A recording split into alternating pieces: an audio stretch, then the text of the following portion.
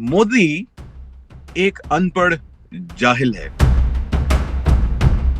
So Modi is that sort of a stubborn psychopath जो कि पूरे खित्ते को तबाह करने के लिए तैयार है। ये कॉकरोच जनता पार्टी का जो चीफ है उसका अभिजीत, इसको डेफिनेटली वो कत्ल करवा सकता है। Hindutva is in his blood, extremism is in Modi's blood. Pakistan को इंडिया के खिलाफ कोई इकदाम उठाने की जरूरत ही नहीं है। वहां पे मोदी और उसके जो बीजेपी के लोग हैं, आरएसएस के लोग हैं, वही काफी हैं टू ब्रेक इंडिया। मुझे तो लगता है कि he is going to be assassinated. इसके बहुत सारी रीजंस हैं। आज का इंडिया तो एक जंगल बन चुका है और वहां पे ना मुसलमान सेफ हैं, ना वहां पे ईसाई सेफ हैं, ना वहां पे बुद्धिस्ट सेफ हैं। पाकिस्तान इंडिया के अंदर चला गया था और हमने वहां पे लैंड ऑक्यूपाई की थी। ये तो बुज़दिल लोग अपनी जो पोस्ट्स हैं उनको छोड़ के भागे थे। 5, 10, 15, 20 बिलियन डॉलर वहां पे लगा लेगा, रिजर्वॉयर्स बना लेगा, डैम्स बना लेगा, और जैसे ही वो स्टार्ट करने लगेगा हम वहां पे एक मिसाइल बना के सारी चीजें उड़ा देंगे।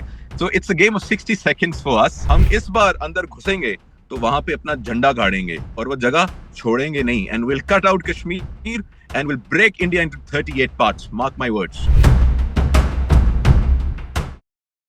बिस्मिल्लाहिर्रहमानिर्रहीम। अस्सलाम वालेकुम नाज़रीन, अनफूड पाकिस्तान में आप सबको खुशामदीद कहते हैं। नाज़रीन, पाकिस्तान और भारत के माबैन ताल्लुकात हमेशा से कशमकश का शिकार रहे हैं और अनफॉर्चुनेटली पाकिस्तान को एक ऐसा पड़ोसी नसीब हुआ है जो कि बड़ा ही मक्कार है, जो कि हमेशा से पाकिस्तान के अंदर अंदरूनी अनासर हो या फिर बैरूनी अनासर हो, पाकिस्तान की स्टेबिलिटी को ख़राब करने के लिए, डिस्टेबलाइज़ करने के लिए पाकिस्तान को, और पाकिस्तान जब भी तरक्की की राह पर गामज़न होने लगता है तो उसके बीच में रुकावट डालने की भरपूर कोशिश करता है। रिसेंटली हमने भारत को सबक सिखाने की कोशिश की थी पिछले साल, लेकिन एक बार फिर से ऑपरेशन सिंदूर 2 की धमकियाँ दी जाती हैं। उसके बाद इंतहा पसंदी भी भारत के अंदर अरूज पर पहुंच चुकी है। अब भारत के अंदर से भी नाज़रीन रेजिस्टेंस देखने को मिल रही है और वो रेजिस्टेंस नौजवानों की एक नई पार्टी, एक नई शक्ल इख्तियार कर चुकी है, जिसको कॉकरोच जनता पार्टी करार दिया जा रहा है। कॉकरोच जनता पार्टी, जिससे मोदी को ख़तरा लाहक हो चुका है। नाज़रीन, यही डेवलपमेंट्स पर, पाकिस्तान और भारत के ताल्लुकात पर, फिर ऑपरेशन सिंदूर 2 की धमकियों पर और फिर इंडस वाटर ट्रीटी की खिलाफ वर्जियों की जो धमकियाँ दी जा रही है उस पर बात करने के लिए हमारे साथ मौजूद हैं माहिर बैनुल अक़वामी उमूर मुनीब हामिद। आप इन्हें अक्सर अपनी टेलीविज़न स्क्रीन पर, मोबाइल स्क्रीन पर देखते होंगे। सर, अस्सलाम वालेकुम and welcome to the show. वालेकुम सलाम जवाद, बहुत बहुत शुक्रिया मुझे बुलाने के लिए, और आपका बड़ा ज़बरदस्त इंट्रोडक्शन था। Glad to be here. सबसे पहले मैं आपसे ये पूछना चाहूँगा, ये जो एक नई पार्टी आई है कॉकरोच जनता पार्टी, तो इससे क्या मोदी को ख़तरा है? इसके ऊपर कभी फंडिंग का इल्ज़ाम लगाते हैं, कभी कहा जाता है कि ये पाकिस्तानी फंडेड है। ये दरअसल नौजवानों के अंदर जो एक गम व गुस्सा है, जो तैश है, जो भारत का हाल कर दिया मोदी ने, ये क्या उसके नतीजे में बनाई गई है? मोदी हैंडल नहीं कर पा रहे? What's the reason behind this? ये पाकिस्तानी फंडेड बिल्कुल भी नहीं है, क्योंकि पाकिस्तान नेवर फंड्स कॉकरोचेस, ठीक है जी। और दूसरा, पाकिस्तान को इंडिया के खिलाफ कोई इकदाम उठाने की जरूरत ही नहीं है। वहां पे मोदी और उसके जो बीजेपी के लोग हैं, आरएसएस के लोग हैं, वही काफी हैं to to break India, to disintegrate India, to demonize India, to उनकी नेगेटिव पीआर करने के लिए। इंडिया के अपने ही लोग जो हैं वहां पे बहुत हैं।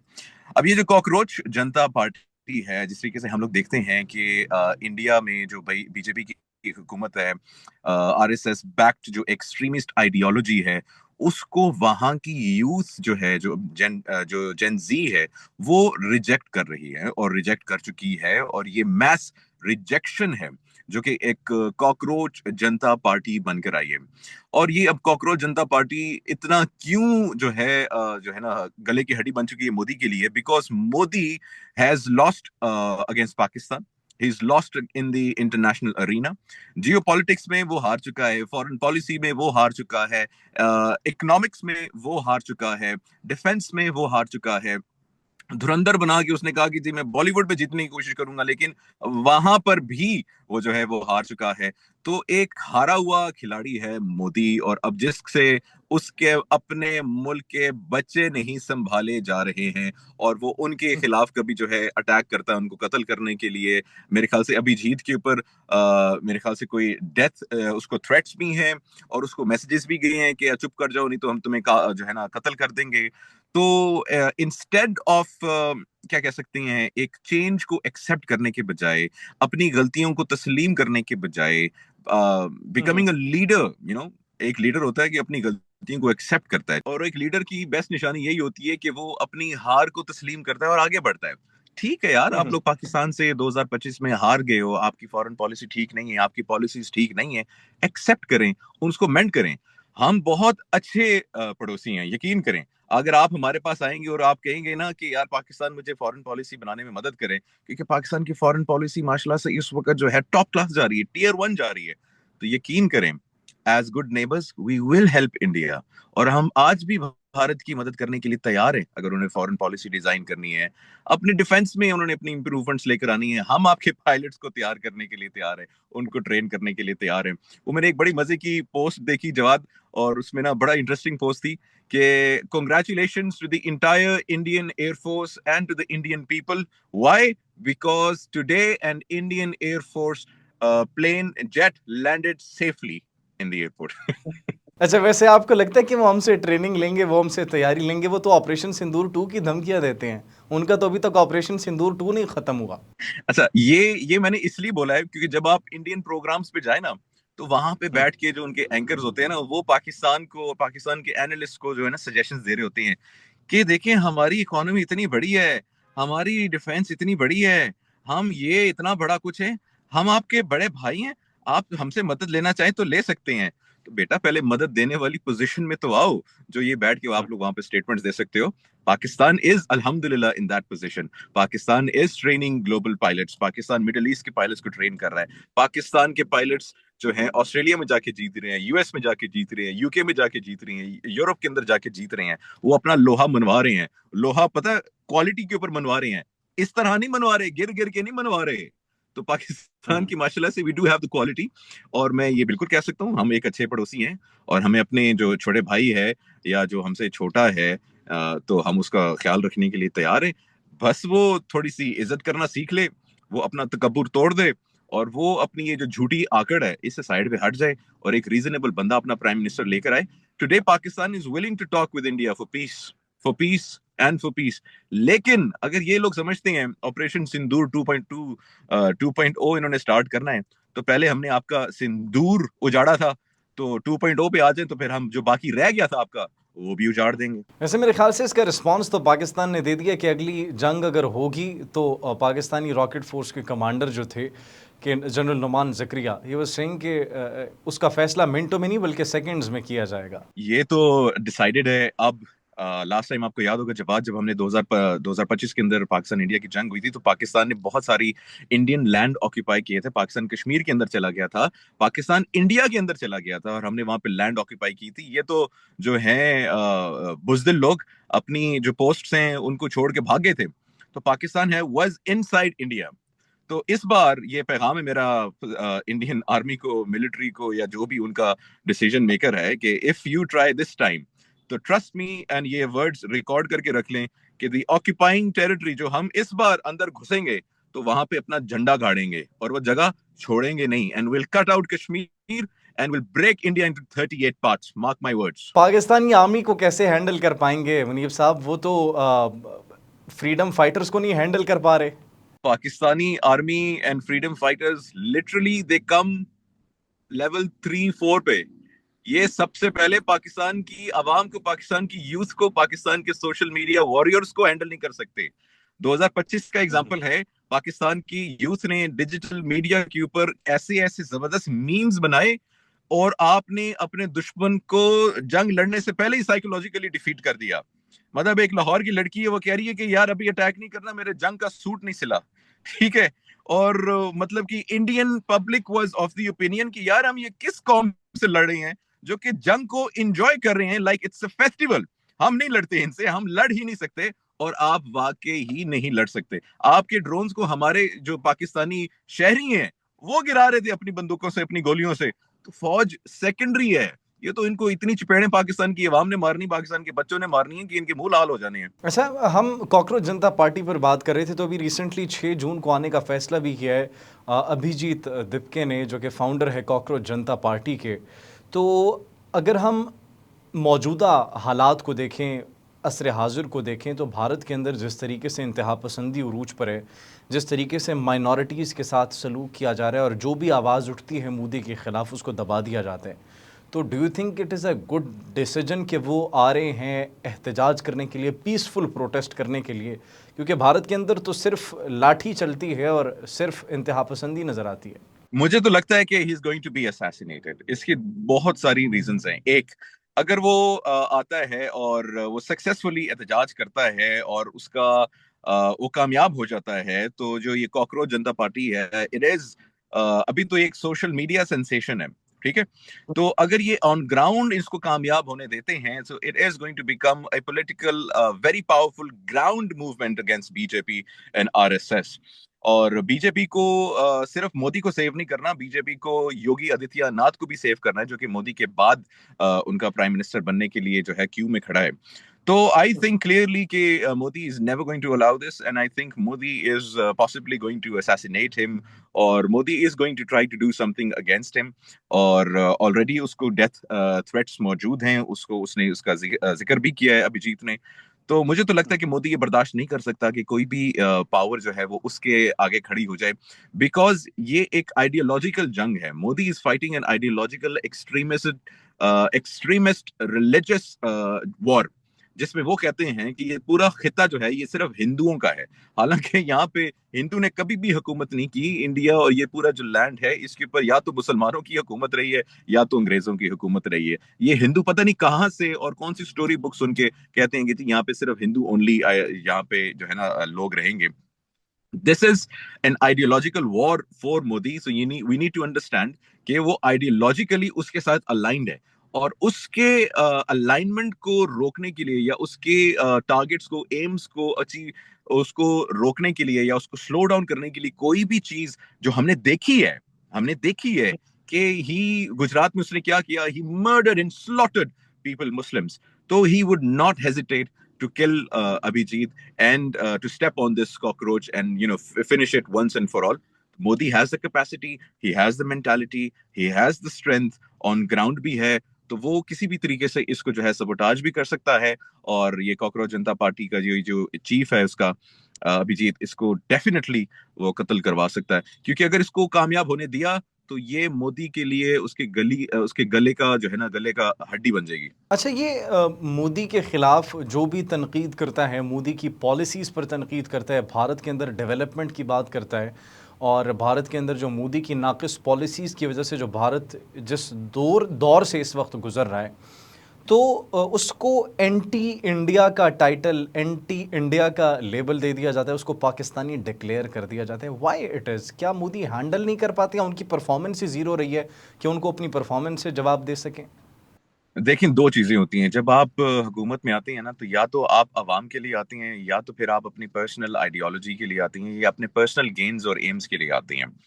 Modi since his in power since 2013-14, और इसकी ये थर्ड टर्म है, he has never been in power for the people of India. वो जब पावर में आया, उसने सबसे पहले आके जो इंडिया की लोकसभा है, उनके पार्लियामेंट है, वहां पे उसने जो है ना अखंड भारत का जो है ना नक्शा लटका दिया, और उसने कहा कि ये मेरा एम्बिशन है, ये मेरा एम है, ये मेरा टारगेट है, और यही मेरी जिंदगी है, और यही मैंने अचीव करना है। उसने पार्लियामेंट में आके जो है ना दिल्ली के जो है ना स्लम्स की तस्वीर नहीं लगाई कि यार इसको मैंने खत्म करना है। उसने आके जो है ना स्टैट्स नहीं लगाई, उसने जीडीपी नहीं लगाई, उसने इकोनॉमिक्स नहीं लगाई, उसने आईटी पार्क्स नहीं लगाए, उसने अपना फ्यूचर ट्रेजेक्टरी मैप नहीं लगाया, उसने अखंड भारत का मैप लगाया।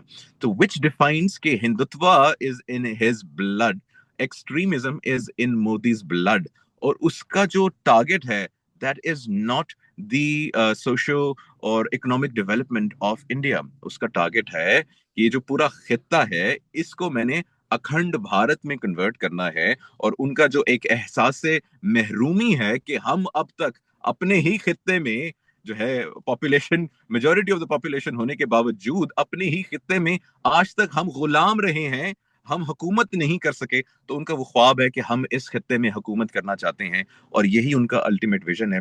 फिर इस अल्टीमेट विजन में उसको पाने के लिए चाहे उनको अपने ही भारतीय लोगों की कुर्बानी देनी पड़े, वो देंगे। माइनॉरिटीज की कुर्बानी देनी पड़े, वो देंगे। इकोनॉमी की, जीडीपी की, सक्सेस की, यूथ की कुर्बानी देनी पड़ी, वो देंगे। मीडिया, आजाद मीडिया, जर्नलिज्म की कुर्बानी देनी पड़ी, वो देंगे, तो वो हर कुर्बानी देने के लिए तैयार है, because we have to understand, जब एक साइकोपैथ होता है और एक साइकोपैथ के उसके ज़हन में अपने एक टारगेट्स या अपना एक सोच फिक्स हो जाती है, तो there is nothing on earth, there is no man or woman on earth जो कि उसको अपनी आइडियोलॉजी से या अपनी सोच से डाइवर्ट कर सकता है. So Modi is that sort of stubborn psychopath जो कि पूरे खित्ते को तबाह करने के लिए तैयार है, लेकिन अपनी हिंदुत्व एक्सट्रीमिस्ट आइडियोलॉजी से एक भी कदम पीछे हटाने के लिए तैयार नहीं है, and he will go to any extreme steps to save his his ego या हिज एक्सट्रीमिस्ट हिंदुत्व आइडियोलॉजी और वो जो प्लान है. मोदी बड़ा डरते भी है प्रेस कॉन्फ्रेंस से, और कई साल हो चुके हैं, साल हो चुके हैं, प्रेस कॉन्फ्रेंस भी वो नहीं करते. क्या तलख सवालों से डरते हैं या फिर कोई ऐसी परफॉर्मेंस नहीं है कि जिसकी बिना पर वो प्रेस कॉन्फ्रेंस कर सकें? प्रेस कॉन्फ्रेंस से या मीडिया से वो शख्स डरता है जिसके पास जवाब देने की तौफीक नहीं होती, या उसके पास वो या उसको जवाब देने की औकात नहीं होती है. औकात में दूसरे लफ्ज में इस्तेमाल नहीं करना चाह रहा जो कि यूजुअली हमारा नेगेटिव सेंस में इस्तेमाल होता है. आपका एक नॉलेज होता है, आपको बोलने की एक तमीज होती है. आप जैसे अब मैं आप बात कर रहा हूँ, आप बात कर रहे हैं, नॉलेज है, थोड़ा बहुत ही नॉलेज है, तो हम बात करने के लिए तैयार हैं. ठीक है, आपने मुझे कॉल की 5 मिनट पहले, मैं रेडी हो गया बात करने के लिए. ठीक है, तो अल्हम्दुलिल्लाह नॉलेज है. मोदी एक अनपढ़ जाहिल है और उसको प्रमोट किया गया उसकी चाय जमात वाले में हैं, चाय वाले. Because of his extremism, because of his murder counts, because of his corruption counts, because of his extremist tier levels जो बढ़ते गए हैं. जब एक बंदा इन बेसिस के ऊपर प्रमोट होके ऊपर आएगा, so he damn cares about the media, he damn cares about a man जो कि एक पढ़ा लिखा बंदा है या एक बंदी है, ही डैम केयर्स. और वो वाकई उस पावर की पोजीशन में है. देखें, इजराइल उसको खुल के सपोर्ट कर रहा है. अमेरिका 2025 मई से पहले इंडिया को खुल के सपोर्ट कर रहा था अगेंस्ट चाइना. और भी दुनिया की ऐसी ताकतें हैं जो कि इंडिया को बैकग्राउंड के अंदर सपोर्ट करती हैं. तो Modi was living a life of, one of the most popular and well-connected leaders until 2025, जहां वो पाकिस्तान से हारे और दुनिया ने कहा कि हमने तो भाई गलत लोगों के ऊपर या गलत लीडर के ऊपर अपने कार्ड्स लगा दिए सारे. असल ताकत तो इस रीजन की पाकिस्तान है, तो हमें उनसे बात करनी चाहिए अब. तो ये 2025 एक डाइवर्जन है. लेकिन coming back to the question कि Modi is not going to stop here. और मोदी जो है, of course he is not capable enough and confident enough कि वो मीडिया के सामने आ सके या उनके जवाब दे सके. क्योंकि देखिए, मीडिया तो आपको सवाल पूछेगा अवामी, ठीक है, जी. और इन्होंने अवाम के लिए तो कुछ किया नहीं है. इन्होंने अपने पर्सनल ईगो और अपनी आइडियोलॉजी को सर्व किया है. और वो ऑफ कोर्स आज की इस दुनिया में ह्यूमैनिटी से ऊपर कुछ भी नहीं है. तो जब आप अपने आप को डिफेंड नहीं कर सकते, so you run away from the media. हमने बारहा भारत को ये समझाने की कोशिश की कि पानी हमारी रेड लाइन है, इसको क्रॉस ना किया जाए. अगर इसको क्रॉस किया गया तो ऐलान जंग तस्वुर होगा. लेकिन डिस्पाइट ऑफ दैट बड़ी कोशिशें की जा रही हैं, रिजर्वॉयर्स बनाए जा रहे हैं, और अभी चिनाब को मोड़ने की भी बात की जा रही है, कैनाल के थ्रू ब्यास तक उसको कनेक्ट करने की बात की जा रही है. तो पाकिस्तान ने तो रिस्पांस दे दिया और पाकिस्तान ने कह दिया अगर ऐसा कुछ हुआ तो हम फिर छोड़ेंगे नहीं. तो लगता है भारत के ऐसा कोई एक्शन लेगा, ऐसा स्टेप कोई लेगा, और फिर पाकिस्तान रिटेलिएट करने के लिए फिर इसको ऐलान जंग तस्वुर करेगा और फिर पाकिस्तान रिस्पॉन्ड बैक करेगा? इंडिया को ना जवाब डैम बनाने दो, उनको जो रिजर्वॉयर्स हैं उनको बनाने दो, उनको अपना सारा जो बिलियंस ऑफ डॉलर्स है वहां पे लगाने दो. It is a matter of seconds for Pakistan कि उसने जब अपना 5, 10, 15, 20 बिलियन डॉलर वहां पे लगा लेगा, रिजर्वॉयर्स बना लेगा, डैम्स बना लेगा, और जैसे ही वो स्टार्ट करने लगेगा हम वहां पे एक मिसाइल बना के सारी चीजें उड़ा देंगे. So it's a game of 60 seconds for us. और वो जो है 60 बिलियन लगाएगा और हम 60 सेकंड में उसको तबाह कर देंगे. So that's not a worry for Pakistan. मतलब पाकिस्तान के खिलाफ वो ऐसा कोई भी इकदाम उठाने की कोशिश नहीं कर सकते, और अगर उठाया तो फिर सेकंडों के अंदर फैसला हो जाएगा. No, definitely we are not going to wait. हाँ, हम वेट करेंगे प्रोजेक्ट की कंप्लीशन हो जाए ताकि उसके अपने जो हुँ, फाइनेंसेस हैं वो वहां पे जो है ना यूटिलाइज हो जाएं प्रॉपरली। हम चाहते हैं कि वो प्रॉपरली उसको आर्किटेक्चर अच्छा खूबसूरत करके बनाए, बिकॉज हमें अच्छा लगेगा जब वो बना लेगा और उसका बटन दबाने लगेगा स्टार्ट करने के लिए, और हमने अपना रेड बटन यहाँ से दबा दिया होगा और 30 सेकंड के अंदर अंदर वो रेजर्वॉयर्स, वो आपके डैम जिनको आपने बनाने में सालों लगाए हैं, अरबों डॉलर लगाए हैं, हम उसको एक सेकंड्स में जो है ना तबाह कर देंगे। तो उसको देखने का बड़ा सुकून आएगा, बड़ा मजा भी आएगा। भारत आपको आज कितना सेफ लग रहा है या फिर आपको आज का भारत कैसा लग रहा है माज़ी के भारत से या सेम ही है? माजी का भारत बेहतर था। माजी का भारत बहुत बेहतर था। उसके पाकिस्तान की अवाम के साथ अच्छे ताल्लुकात थे, पाकिस्तान आना जाना था, पाकिस्तान की हुकूमत के साथ भी अच्छे ताल्लुकात थे। बहुत दफ़ा पीस टॉक्स भी स्टार्ट हुई जो कि ऑफ कोर्स मतलब उस तरह से ख़त्म नहीं हो सकी, लेकिन माजी का भारत बहुत बेहतर था, मतलब as compare to the India of Modi today. के रिजीम से और पहले। आज का इंडिया तो sir it's how can I best define it, आज का इंडिया तो एक जंगल बन चुका है। और वहाँ पे ना मुसलमान सेफ हैं, ना वहाँ पे ईसाई सेफ हैं, ना वहाँ पे बुद्धिस्ट सेफ हैं। और मजे की बात है, बल्कि मजे की बात नहीं, बड़ी अफसोसनाक बात है कि जिसके लिए मोदी लड़ रहा है, हिंदुओं के लिए, हिंदू भी वहाँ पे सेफ नहीं है। और एक नहीं जो है। है मखसूस तबका है जो सिर्फ एक अपनी जिंदगी जो है ना सिक्योरिटी के साथ गुजार रहा है। तो आज का इंडिया तो इट्स बिकम अनदर इजराइल। आज का जो इंडिया है it has become another Israel. और जो हम रोते हैं, जो हमें अफसोस होता है कि इसराइल फलस्तीनियों के साथ कर रहा है या इंडिया मकबूजा कश्मीर में कश्मीरियों के साथ कर रहा है, अब तो there's no difference. India is doing the same thing that Israel is doing with the Palestinians, and India is doing with the Kashmiris. India is doing the same thing with its own people. अपनी ही अवाम के साथ, अपनी हिंदुओं के साथ वो चीज कर रहा है। और मतलब I am speechless about this as well. लेकिन आज का India it's far away from humanity and far away from the global order, and it's far away from peace. Or they don't want peace, they are preparing for war, and so are we. And let them try, and inshallah this will be the final end of India. This will be the final time. और इसी के साथ बहुत शुक्रिया आपका, आपके कीमती वक्त का। It was really nice having a conversation with you. बड़ा अच्छा लगा आपके साथ बातचीत करके। नाज़रीन, मैं आपसे इजाज़त लेना चाहूँगा। कमेंट सेक्शन में अपनी कीमती राय से ज़रूर आगाह कीजिएगा। अल्लाह निगहबान।